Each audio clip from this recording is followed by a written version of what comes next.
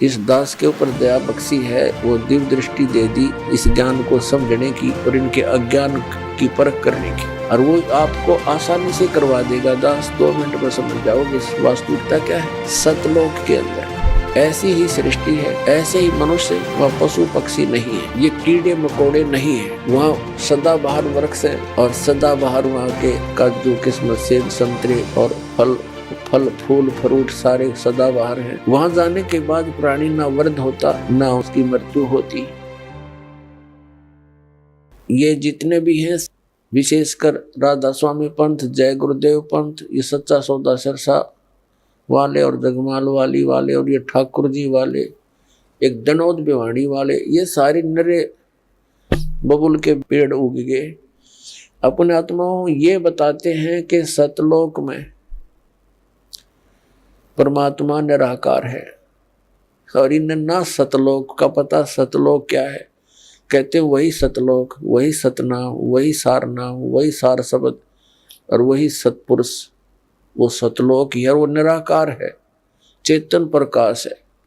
और इन सभी कबीर पंथियों का और सभी इन राधा स्वामी से निकली हुई उनकी ब्रांचों का, जैसे सच्चा सौदा सिरसा और जगमाल वाली और ये ठाकुर जी जय गुरुदेव जी वाले, इनका मानना है कि मोक्ष प्राप्त प्राणी सतलोक के अंदर उस परमात्मा के प्रकाश में ऐसे मिल जाती है, वो आत्मा जैसे बूंद समंदर में।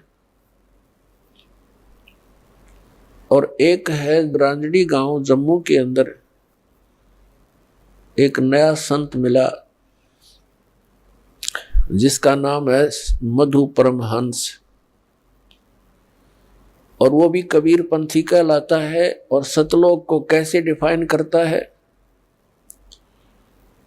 सृष्टि रचना सुनाते समय उसने क्या बताया है कि पहले परमात्मा गुप्त थे, फिर उन्होंने एक शब्द उच्चारण किया, उससे एक अद्भुत प्रकाश बन गया।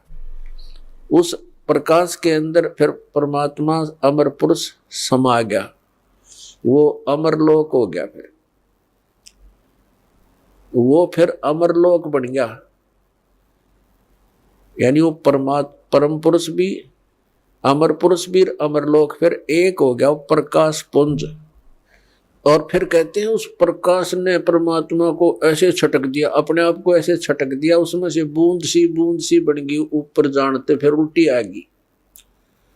जैसे जल की बूंद ऊपर को फेंकी जाए, जल में आकर मिल जाती है, पर वो मिली नहीं, वो कण कण से बन गए, बिंदु से बनकर जीव बन गए, घूमने लग गए उस प्रकाश में। वहां जाकर उसके हिसाब से मोक्ष प्राप्त प्राणी वो हंस बनकर जाते हैं, और वो डॉट बिंदु बनकर ऐसे घूमते हैं जैसे मछली जल में उस प्रकाश में भटकती है। ये कहता है कि मेरे पास जो वस्तु है ब्रह्मांड में नहीं। अब उसका सारा जाड़ा लेकर और गांठ बांध दी उसकी, अब दिखा देंगे वो कैसा क्या है उसके पास वस्तु। तो अपने आत्मा परमात्मा ने दया बख्शी है अपने ऊपर, इस दास के ऊपर दया बख्शी है, वो दिव्य दृष्टि दे दी इस ज्ञान को समझने की और इनके अज्ञान की परख करने की, और वो आपको आसानी से करवा देगा। दास 2 मिनट में समझ जाओगे वास्तविकता क्या है। एक तो इसका विधान है श्री मधु परमहंस रांजड़ी वाले का, जम्मू वाले का। एक तो ये हो गया कि अमर पुरुष और अमरलोक वो एक बन गया, वो चेतन प्रकाश हो गया। और फिर ने कहा सार नाम भी, आदि नाम भी, और सार शब्द भी, विधेय शब्द भी, वो अमर पुरुष ही है। अमर पुरुष वो बनेगा अमरलोक, यानी वो सारा कुछ हो चेतन प्रकाश को, ये अमरलोक भी, सार शब्द भी, सार नाम भी, विधेय नाम भी, आदि नाम वही, सतनाम भी वही, अमरलोक भी वही, सतपुरुष भी, अमर पुरुष भी वही, और सार नाम भी वही। आ गया वहीं जहां से शुरू हुए थे।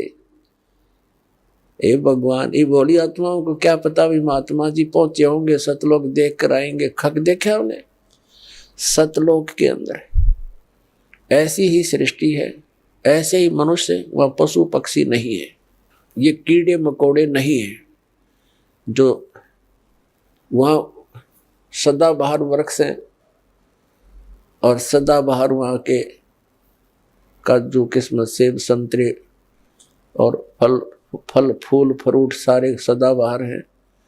वहां जाने के बाद प्राणी ना वृद्ध होता ना उसकी मृत्यु होती। अपने आत्मा यदि हमने वहां जाकर के न्योय धक्के खाने हैं, डोट बनकर घूमना, क्या आनंद होया? वो खाक आनंद है।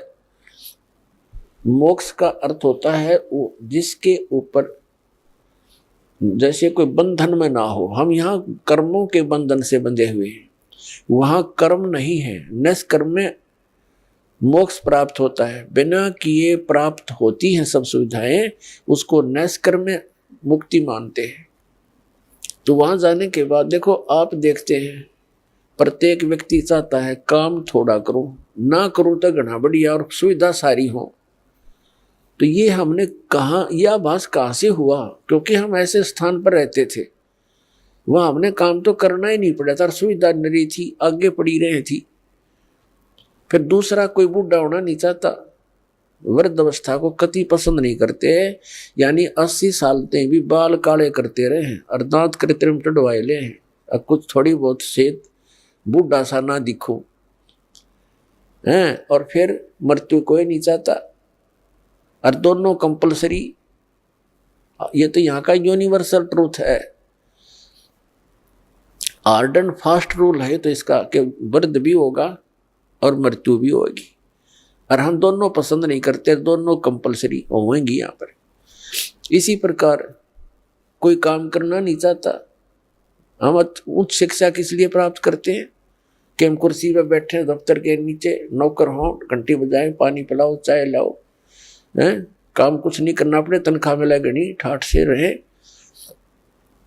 तो ये हमारी प्रवृत्ति जो यहाँ हम एक नकल कर रहे हैं, एक लकीर पीट रहे हैं सतलोक के उस सुख को भूल कर, उसको छोड़कर, और वो वही प्राप्त हो सकती है। बबूल के पेड़ पर यदि कोई आम खोज रहा है बबूल के वन में और वहां कोई आम ढूंढ रहा है, उस जैसा मूर्ख नहीं। तो हम इस बबूल के वन में, इस काल के लोक में, और वो सुख खोज रहे हैं सतलोक वाले। यहाँ के स्वर्ग महास्वर्ग में भी वो सुख नहीं है। तो वो बातें परमात्मा ने हमें याद दिलाई हैं। तो प्रसंग चल रहा है कि सतलोक के अंदर आपको मनुष्य शरीर मिलेगा। वहां 3 पोर्शन है सतलोक के। जैसे अपनी कैपिटल है, राजधानी है दिल्ली, और दिल्ली एक स्टेट भी है। तो दिल्ली का जो बाह्य दिल्ली है, ग्रामीण क्षेत्र है जो, वो तो समझो बाहर की दिल्ली। फिर बीच का बाजार आ गया, और फिर प्रधानमंत्री यानी अपना सेक्रेटरीट जो राजधानी स्थल है। ऐसे ही वहां का विभाजन है। तो बाह्य जो क्षेत्र है कति बाहर के साइड का सतलोक का, उसमें बाग बगीचे, फल, झरने, नदियां बह रही है। उसके नेक्स्ट जो सेकंड पोर्शन है, उसके अंदर पूरे आपके बहुत सुंदर सुंदर महल बने हुए हैं जो खाली पड़े हैं, जहां से आप आए हो छोड़कर। एक एक परिवार का पूरा द्वीप है। जैसे आप किसी भी अधिकारी, कर्मचारी या पैसे वाले सेठ के मकान को देखोगे, वो क्या बनाता है? बड़ी कोठी हो, एक अच्छा आगे आंगन हो, लान जिसे बोलते हैं, और उसके अंदर फल फ्रूटों के पौधे पादे लगे हों, बगीची बनी हो, झरना लगा रखा हो, तालाब हो। इस तरह की हम सुविधा खोजते हैं। और हम पिकनिक मनाने जाते हैं, पहाड़ देखने आ जाते हैं, बड़े बड़े सुंदर स्थान, झरने देखने जाते हैं। ये हमारा स्वभाव वहां से बना हुआ है। और यहाँ तो हम जाते हैं, वहां जेब कटवा कर आ जाते हैं, 10,000 रुपये ले गए कुल्लू और मनाली मई जून जुलाई में, और अपने पैसे खर्चो, वह कुछ दिनों के लिए इधर उधर सैर सपट्टे करो और पैसे बर्बाद करके वापस आ जाओ। यहाँ का तो ये सुख है। और सतलोक में जाने के बाद वो कभी अभाव नहीं, कोई खर्च नहीं और किसी किस्म का कोई दुख नहीं। तो अब हम कोई मरना नहीं चाहते और ये परिवार बना रहो, हम मरा नाम न कति जरूरत नहीं, चाहे दुखी और भी हो जावा, हम यहाँ से नहीं जा सकते, जरूरत ही नहीं हमने जाने की फिर। लेकिन यह मृत्यु खतरनाक हमारे लिए और वृद्ध अवस्था, और ये सारा वहां होगा और वहां फिर दुख नहीं, कोई काम नहीं, अपना बहुत ही सुविधा है आपको। वहां भी आपको परमात्मा की याद बनी रहती है, परमात्मा की जो सिमरन वहां भी आपने करना होता है। उस सिमरन का इतना आनंद आता है, कई व्यक्ति सोचते हैं फिर वहां करें क्या, वहां परमात्मा की याद, वहाँ बहुत सब सुविधाएं हैं जो यहाँ वर्णन नहीं कर सकते। वहाँ आपको पता भी नहीं चलता कितना समय बीत जाता है और आप सदा सुखी रहते हो।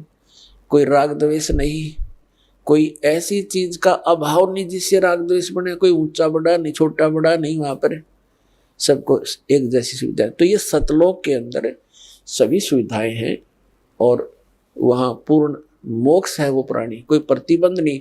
क्योंकि जितने भी यहाँ कानून बनाए जाते हैं निकम्मे आदमियों के लिए बनते हैं। जो नागरिक अच्छे होते हैं वो तो वैसे ही अपना सद्भावना से रहते हैं, वो कोई अपराध करते नहीं। तो वहाँ सभी नागरिक सही हैं, उनका कोई द्वेष नहीं, राग नहीं, क्योंकि यहाँ से वही प्राणी जाएगा जिसका नेचर सुधर जाएगा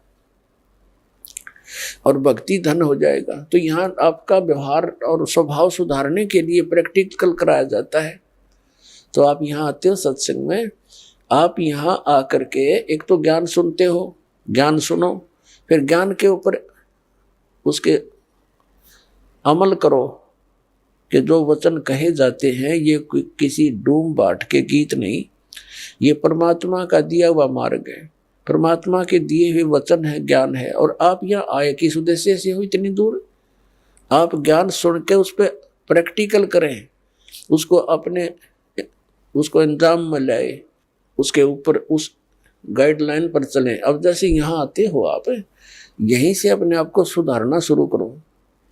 जैसे सभ्य लोग होते हैं बस में बैठे और कोई देखा कोई वृद्ध है, उसको कहते हैं अपने साथ एडजस्ट कर लेते हैं, आओ आप बैठ जाओ।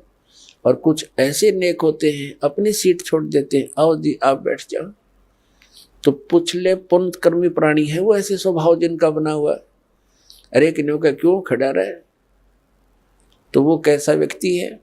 तो ऐसे ही आपने ये एडजस्टमेंट, ये प्रैक्टिकल यहाँ करना है। किसी चीज की कोई अभाव हो भी जाए तो उसमें ज्यादा व्याकुल नहीं हो, अपने आप को एडजस्ट करना सीखे, एक दूसरे को अपने साथ सेट करके अपना टाइम ऐसा बढ़िया बितावा। 3-4 दिन यहाँ रहो इतने। तो इसी प्रकार हम यहाँ उन्हीं को वहां जाएगा जिसका स्वभाव भी बदलेगा और आपका अंदर अभिमान कम हो जाएगा। अभिमानी प्राणी वहां नहीं जा सकता। तो यहाँ से आपको बिल्कुल सुधार के और भक्ति से परिपूर्ण करके तो वहां भेजा जाएगा। तो वो व्यक्ति फिर वहां जाकर एक सभ्य समाज बन जाएगा। वहां विकार होते ही नहीं, क्योंकि वो शरीर ऐसा नहीं है, वहां विकार नहीं। तो कहने का भाव ये है कि वहां जाकर के हमने वो सब सुख प्राप्त होंगे।